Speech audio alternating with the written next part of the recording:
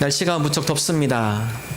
일기예보는 날마다 최고의 더운 날씨라고 기록을 갱신을 하고 있습니다. 전국이 찜통더위로 지나고 있습니다. 오늘 우리나라 절기로는 입추입니다. 가을이 시작이 됐습니다. 가장 뜨거운 이 여름이 입추입니다. 왜 우리나라 절기는 이 가장 덥고 뜨거운 날을 입추라고 했을까요? 입추뿐만 아니라 입춘도 마찬가지입니다. 2월 4일 전후로 입춘이 시작이 됩니다. 여러분, 입춘 가장 추운 날씨입니다. 겨울 중에서도 가장 추운 날씨가 입춘 전후로 진행이 되어집니다. 우리 선조들은 그런 추위 속에서도 겨울 가운데서도 봄이 오는 것을 보는 눈이 있었습니다. 보통 우리 양력으로 따질 때는 잘 이해가 안 되죠. 그러나 양력은 현실에 입각한 어떤 날짜를 계산했다면 절기적으로 우리나라의 선조들이 계산한 날짜는 미래를 보는 눈입니다. 즉 역사를 한 번 더 나아가 리딩하는 능력이 있었다라는 사실입니다. 비록 우리의 눈과 체감은 추운 겨울을 경험하고 있지만 온 자연은 봄을 준비하고 있는 그 타이밍, 그것이 바로 입춘입니다. 여러분, 덥습니다. 그러나 여러분, 이제는 곡식이 익어간 햇빛이 비치기 시작할 때입니다. 그리고 아침 저녁으로 선선한 바람이 불어오기 시작합니다. 지금부터 가을을 준비하시면 긴 가을, 여유로운 가을, 풍성한 가을을 보낼 수 있습니다. 그러나 아직도 날씨 때문에 여름이라 생각한다면 우리의 가을은 짧아질 수밖에 없다는 것입니다. 우리 선조들 눈에 보이는 현상만 파악한 것이 아니라 보이지 않는 부분까지 느끼고 해석하는 능력, 우리 이것을 역사의 리딩가라고 합니다. 오늘 성경의 말씀, 예수님께서 이스라엘 예루살렘의 종말에 대해서 이야기합니다. 그 당시 어떤 변화도 일어나지 않았습니다. 그러나 예수님께서 30년 40년을 내다보고 앞으로 이 성전이 무너질 것이다, 그리고 예루살렘이 패망할 것이다, 이스라엘이 패망할 것이다 라는 예언의 말씀을 던지십니다. 물론 현실적으로는 아무 일이 없었지만 그러나 미래를 내다보시고 미래를, 역사를 이야기하신 예수님.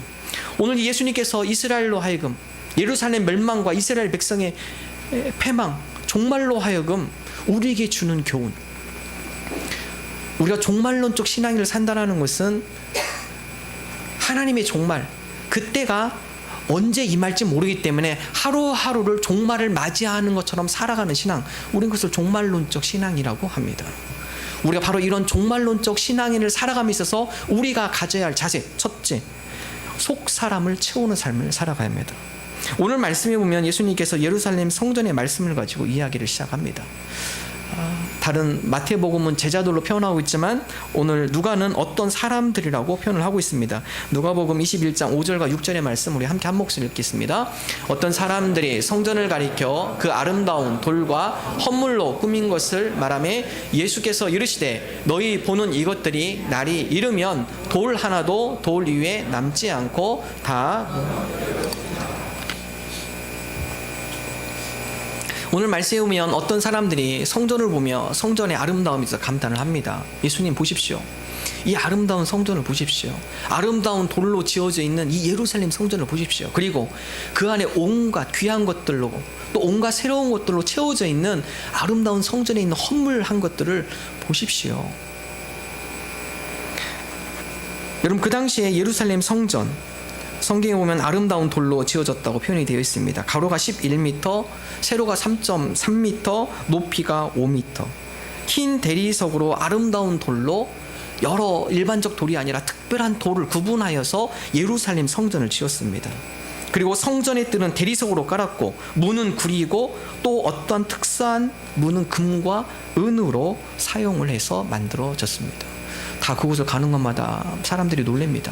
화려함, 웅장함, 그리고 거기에 있는 아름다운 헌물들을 통해 모든 사람들이 놀랐습니다. 역시 제자들과 주변에 있는 사람들이 예수님께 예수님 이 아름다운 성전을 보십시오, 너무나 아름답습니다. 그러나 그거에 대한 예수님의 반응은 차가운 반응이었습니다. 6절에 너희 보는 이것들이 날이 이르면 돌 하나도 돌 위에 남지 않을 것이다. 여러분, 이 말씀이 예수님이 말씀한 이후 40년 뒤에 그대로 이루어집니다. 예루살렘 성전에 돌 하나가 돌 위에도 남지 않게 무너지는 역사가 AD 70년 로마에서 이루어지게 됩니다. 당시 로마의 황제였던 네로, 그는 많은 로마의 식민지로 하여금 황제 숭배 정책을 펴기 시작합니다. 다른 나라들은 그대로 따라왔지만 그 황제 숭배 정책에 가장 반대했던 민족, 유대 민족입니다. 유일신 신앙을 갖고 있던 유대 민족이 우리는 하나님 이외에 다른 어떤 누구도 신으로 섬기지 못한다, 섬길 수 없다. 그로 인해서 로마와 유대 간의 전쟁이 일어납니다. AD 66년에서 70년까지 4년 동안 치열한 전투가 일어납니다. 유대 민족은 열심당원, 애국자들이죠. 그 민족을 생각하고 민족의 독립을 위해서 싸웠던 독립투사들, 그들을 열심당원이라고 하죠. 열심당원을 중심으로 유대 민족이 하나가 되어서 로마와 싸움을 하게 됩니다. 도중에 네로가 죽고 다른 황제가 임명이 되고, 그 가운데 디도라는 장군이 다시 유대로 파견이 되어서 디도 장군으로 하여금 100만 명 이상 유대 민족이 학살을 당하게 됩니다. 그리고 예루살렘 성전이 무너지죠. 그 가운데 지금 우리가 이스라엘에 가보면은 통곡의 벽, 예루살렘 성전의 서쪽에 있는 서쪽 벽만 유일하게 남고, 모든 벽들은 돌 하나도 돌 위에 남지 않도록 산산조각 무너진 것이 역사적으로 기록이 되어 있습니다. 특별히 그 당시에 로마가 이스라엘을 점령하며 예루살렘을 함락하며 포위를 하며 점점 좁혀 들어오며 그 가운데 전투를 벌일 때 헛소문이 돌기 시작합니다. 헤롯 대왕이 70년, 80년 동안 이 예루살렘 성전을 지으면서 벽돌과 벽돌 사이에 금과 은을 숨겨놨다. 그러므로 전투에서 이기면 망치를 가지고 벽돌을 다 깨라. 그 안에 어마어마한 금과 은이 담겨져 있을 거다. 여러분, 그 말씀대로 그 소문을 인해서 로마 장병들이 망치를 가지고 벽돌을 깨기 시작합니다. 예수님의 예언의 말씀처럼 돌 하나가 돌 위에 남지 않을 정도로 산산조각 예루살렘 성전이 무너졌다는 사실입니다. 예수님께서 이 예언의 말씀, 그것은 바로 이스라엘 백성에 대한 경고의 말씀이었습니다. 겉만 화려하고 치장하는데 화려하고 속이 텅 비어있는 성전, 그 성전은 이미 성전의 기능을 상실했던 것이죠. 그 가운데 하나님을 예배하며 하나님과의 만남이 이루어지며, 그 가운데 많은 백성이 하나님의 음성을 들으며 하나님 앞에 돌아와야 할 거룩한 정화의 역할을 해야 할 하나님과 만남의 장소가 이루어져야 할 성전, 여러분, 그것은 사라졌어요. 그러한 모습 이스라엘에 남아있지 않았습니다.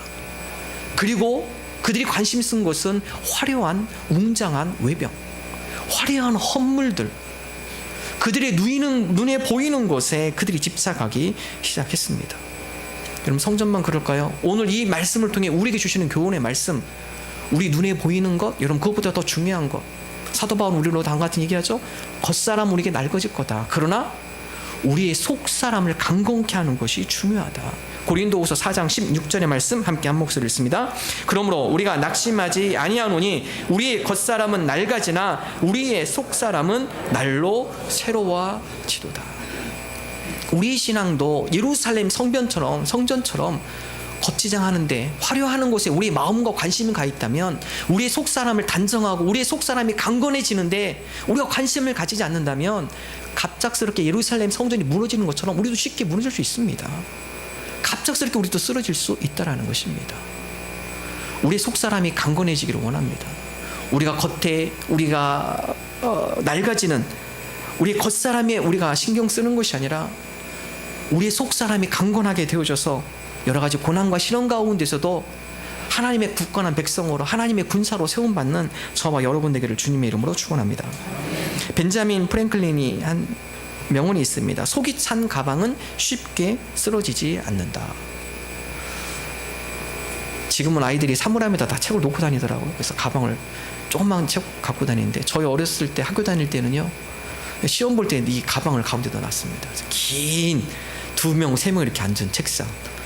그러면요, 시험 볼 때 선생님이 옆 사람 거 못 보게 하기 위해서 가방을 사이에다 딱 놓고 시험을 봤습니다. 몇몇 친구들은요, 일부러 책을 뺍니다. 거기서 이 높이가 낮아지도록 책을 빼면요, 가방이 좀 흐물흐물해가지고 옆에가 잘 보여요, 이렇게. 근데 여러분, 속이 찬 가방, 꽉 찬 가방은요, 흐물어지지 않죠. 쉽게 넘어지지 않습니다. 속이 꽉 찬 가방은 쉽게 쓰러지지 않고 누가 쳐도 쉽게 넘어지지 않습니다. 속이 찬 사람은 쉽게 쓰러지지 않습니다. 속이 비어있는 사람들, 속에 대해서 관심을 갖지 않은, 속사람에 대해서 관심 쓰지 않는 분들, 주변의 여론에 쉽게 흔들리고요, 주변의 사람들이 이런 얘기하면 거기서 귀가 쏠리기 시작하고 마음이 가기 시작하고 쉽게 흔들리며 넘어지게 되어진다는 것입니다. 속이 찬 사람, 선지자 세례 요한. 여러분, 그분은, 세례 요한 선지자는 하나님의 말씀으로 속이 채워진 사람이죠.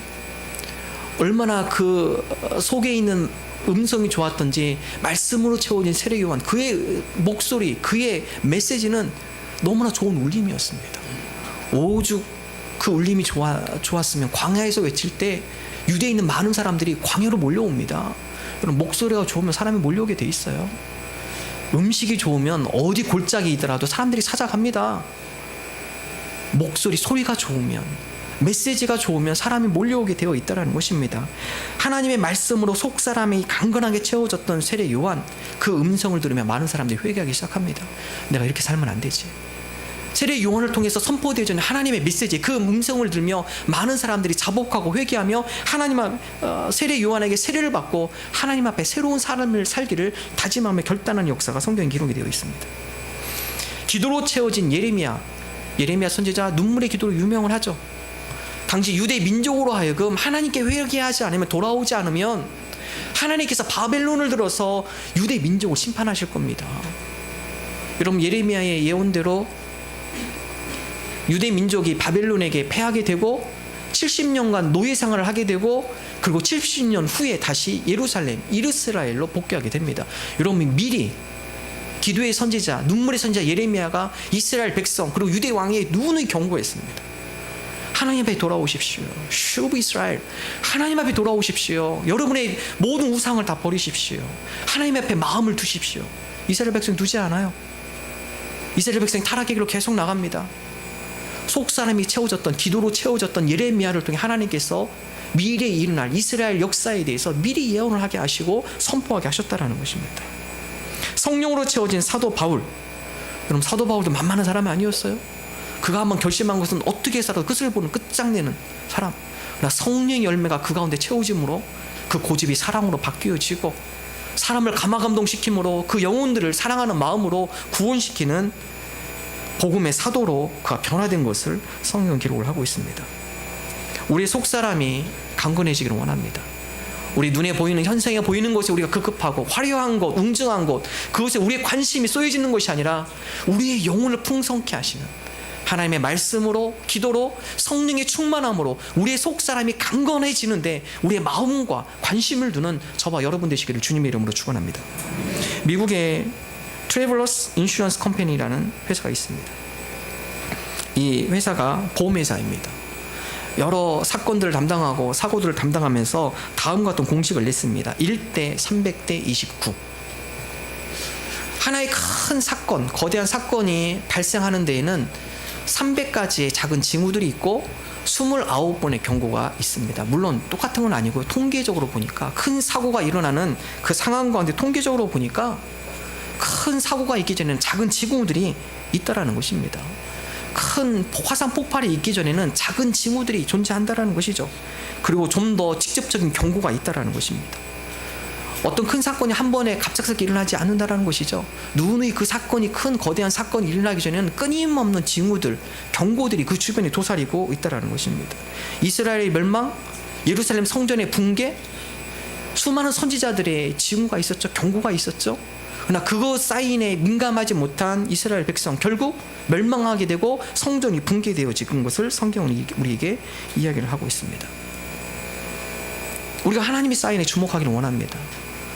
우리 가운데 큰 일이 있기 전 하나님께서 사인을 보내세요. 야, 너 그러면 안 되잖아. 너 그거 당장 멈춰. 너 당장 되돌아와. 하나님께서 우리에게 사인이 있습니다. 우리가 속사람이 강건해질 때 하나님께서 우리에게 보여주시는 사인들, 경고들, 우리가 그것을 캐치할 수 있고 민감하게 반응할 수 있습니다.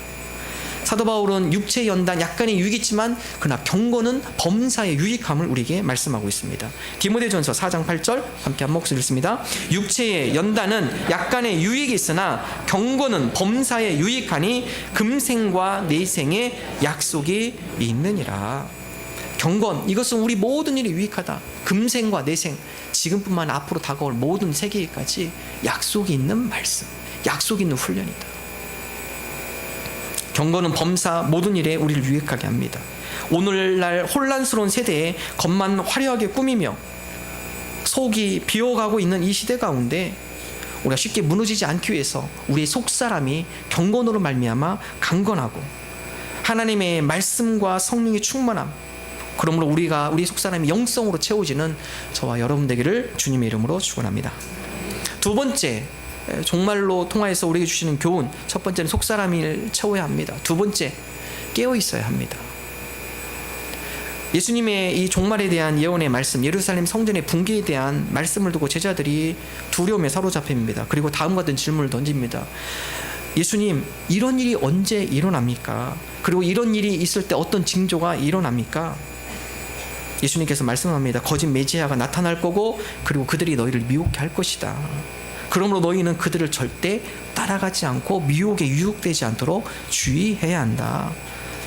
누가복음 21장 8절에서 함께 한 목소리를 읽습니다. 이르시되 미혹을 받지 않도록 주의하라. 많은 사람이 내 이름으로 와서 이르되 내가 그라하며 때가 가까이 왔다 하겠으나 그들을 따르지 말라.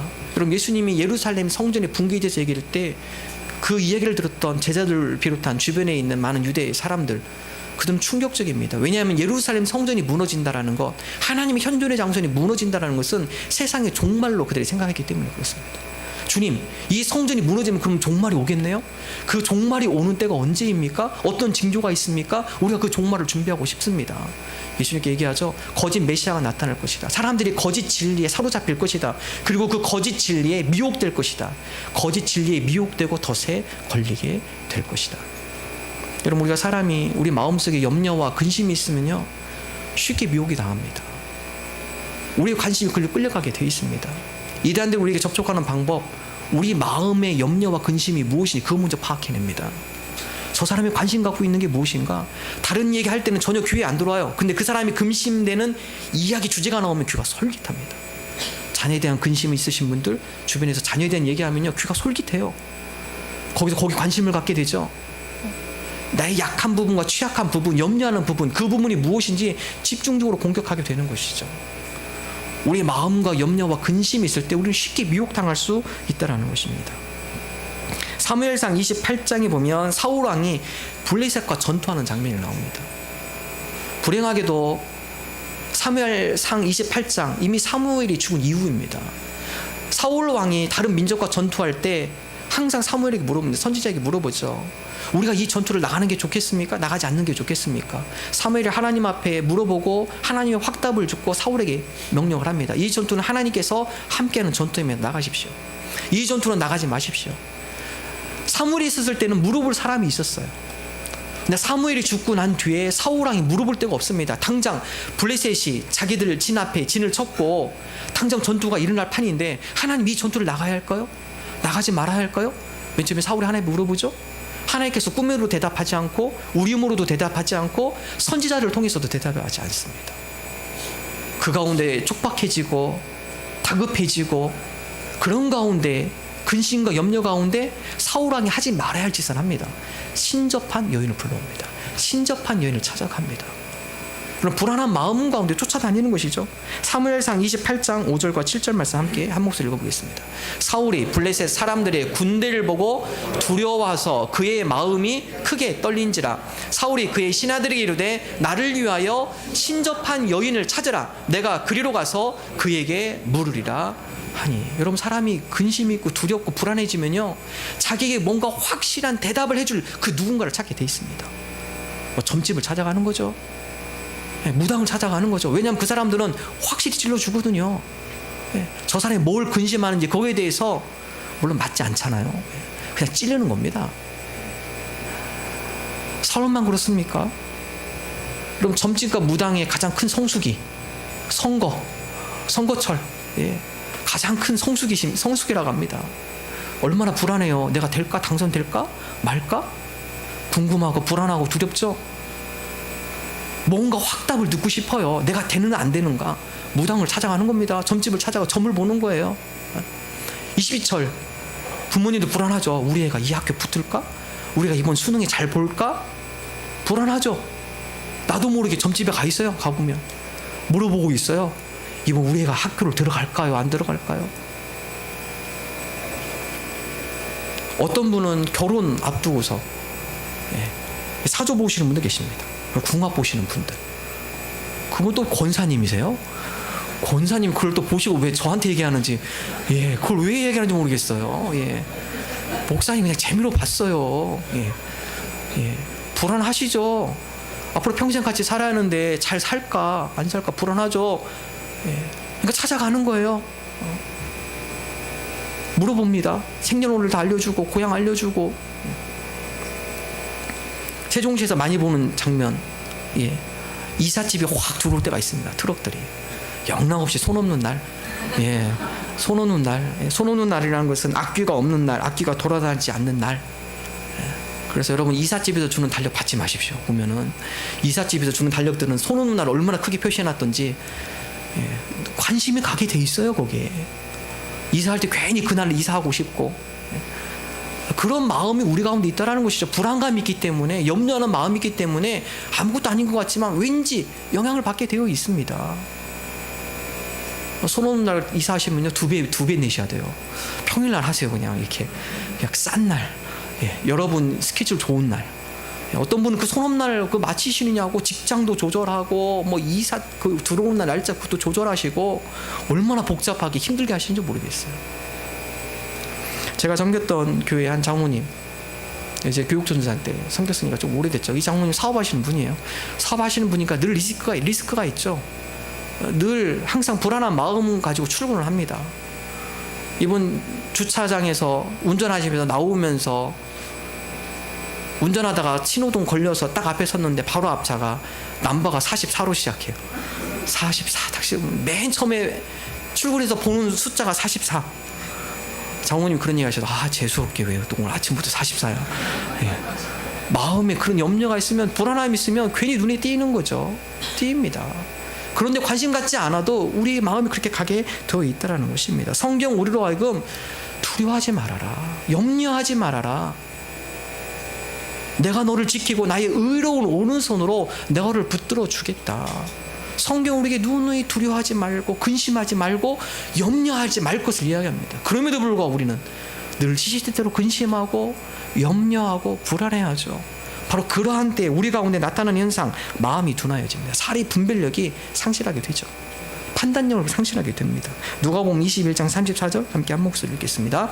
너희는 스스로 조심하라. 그렇지 않으면 방탕함과 술 취함과 생활의 염려로 마음이 둔하여지고 뜻밖의 그 날이 덫과 같이 너희에게 임하리라. 예수님께서 종말에 대한 이야기를 하면서 21장 34절에 보면 스스로 조심하라. 방탕함, 술 취함, 뭐 이건 말할 것도 없고요. 생활의 염려로 우리가 마음 어떻게 됩니까? 둔하여지더라.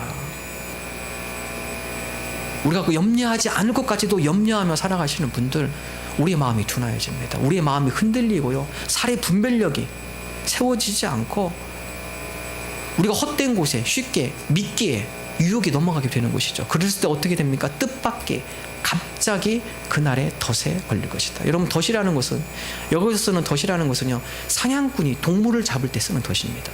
여러분, 덫 놓을 때 그것만 놓나요? 그렇지 않습니다. 미끼를 놓습니다. 동물들이 거기에 미끼를 물고 와서 맨 마지막 덫에 걸리도록. 덫에 걸리면 어떻게 되죠? 빠져나오지 못합니다. 미끼는 먹고 도망칠 수 있어요. 그렇지만 그 미끼를 계속 물고 가다가 마지막에 걸리는 거 덫입니다. 덫에 걸리면 자기 힘으로 나올 수 없습니다. 예수님께서 말씀하죠. 이 종말의 시대에 여러 유혹, 거짓 진리, 여러 세상의 것에 유혹에 빠져 들어가서 덫에 걸릴 때 그건 내가 빠져나오지 못하는 것이죠. 우리가 쉽게 덫에 걸릴 수 있습니다. 그럼 예수님께서 다음같이 얘기하십니다. 깨어있어라. 누가복음 21장 36절의 말씀 함께, 누가복음 21장 36절의 말씀 함께 한 목소리 읽습니다. 이러므로 너희는 장차 올 이 모든 일을 능히 피하고 인자 앞에 서도록 항상 기도하며 깨어있으라 하시니라. 우리가 항상 기도하며 깨어있어야 할 이유, 이 모든 일을 능히 피하기 위해서입니다. 이 모든 일이라는 것은 우리로 하여금 미끼를 던지고 미끼를 물고 와서 유혹에 빠지고 결국에 덫에 걸리도록 우리를 유혹하는 미혹의 영, 바로 그러한 미혹에 빠져 들어가지 않기 위해서, 덫에 걸려 들어가지 않기 위해서 항상 기도하며 깨어 있으라. 오늘 우리 예수님의 종말의 말씀을 통하여서 주님, 우리가 종말론적 신앙인으로 살아가기를 원합니다. 우리가 오늘 하루가 마지막이라는 그런 생각을 가지고 우리가 눈에 보이는 것, 화려한 것, 우리의 눈을 유혹하는 것, 하나님 거기에 우리 마음을 두는 것이 아니라 눈에 보이지 않지만 우리를 강건하게 해주는 속사람, 우리가 속사람이 강건해지는 자들이 되게 하여 주옵소서. 우리로 하여금 항상 기도함으로 깨어있어서 미혹의 덫에 우리가 사로잡히지 않도록 영적으로 깨어있는 하나님의 백성 되게 하여 주옵소서. 우리가 이러한 믿음으로 고백하며 나가는 저와 여러분 되시기를 주님의 이름으로 축원합니다.